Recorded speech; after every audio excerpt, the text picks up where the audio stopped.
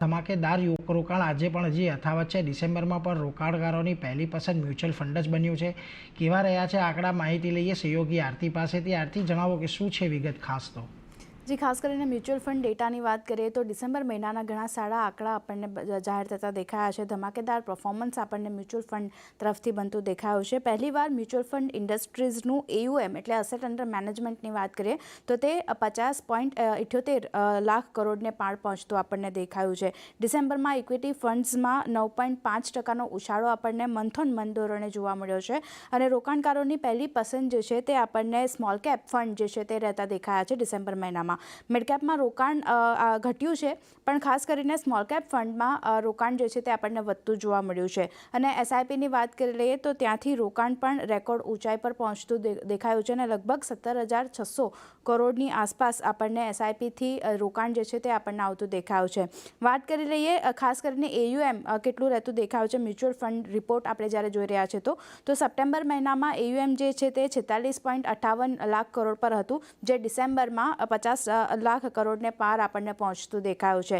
બીજી બાજુ ઇક્વિટી ફંડની વાત કરી લઈએ, ઇક્વિટી ફંડમાં કેટલું રોકાણ આવ્યું છે તેના ઉપર નજર કરી લઈએ તો સપ્ટેમ્બર મહિનામાં આપણે જોઈએ તો 13,857 કરોડનું રોકાણ આવ્યું હતું ઇક્વિટી ફંડમાં, જ્યારે ડિસેમ્બર મહિનામાં 16,999 કરોડનું રોકાણ જે છે તે આપણને આવતું દેખાયું છે। તો અહીંયા પણ એક વધારો જે છે તે ડિસેમ્બર મહિનામાં આપણને જોવા મળ્યો છે। લાર્જ કેપ ફંડની વાત કરી લઈએ બીજી બાજુ તો સપ્ટેમ્બર મહિનામાં માઇનસમાં આ ડેટા હતો। 111 કરોડ જે ફંડ છે તેમાં આપણને ઘટાડો જોવા મળ્યો હતો, પણ ઓક્ટોબર અને નવેમ્બરમાં થોડું ઘણું વધારો આપણને જોવા મળ્યો હતો, જ્યારે ડિસેમ્બરમાં ફરી એકવાર ઘટાડો છે 281 કરોડની આસપાસનો ઘટાડો આપણને લાર્જ કેપ ફંડમાં રોકાણ જે છે તે ઓછું થતું દેખાઈ રહ્યું છે। સેમ રીતે મિડ કેપ ફંડની વાત કરી લઈએ તો અહીંયા સપ્ટેમ્બરમાં રોકાણ પ્લસ પોઈન્ટમાં આપણને પ્લસમાં જોવા મળ્યું હતું।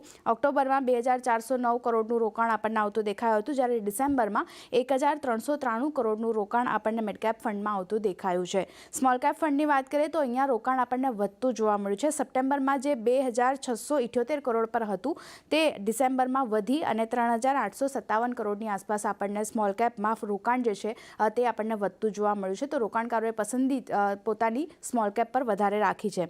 SIPનું યોગદાન આપણે છેલ્લે જોઈ લઈએ કે કેવી રીતે રહેતું દેખાયું છે તો સપ્ટેમ્બર મહિનામાં 16,042 કરોડનું SIPનું યોગદાન હતું ખાસ કરીને આ મ્યુચ્યુઅલ ફંડમાં, અને ડિસેમ્બરની વાત કરીએ તો 17,600 કરોડનું આપણને SIP થ્રુ યોગદાન જે છે તે આપણને મ્યુચ્યુઅલ ફંડના આંકડા ઉપર રહેતું દેખાયું છે। તો આ ડિસેમ્બરમાં જે રીતે મ્યુચ્યુઅલ ફંડના આંકડા આવતા દેખાયા છે, એક જ વસ્તુ કહી શકાય કે મ્યુચ્યુઅલ ફંડ સહી है।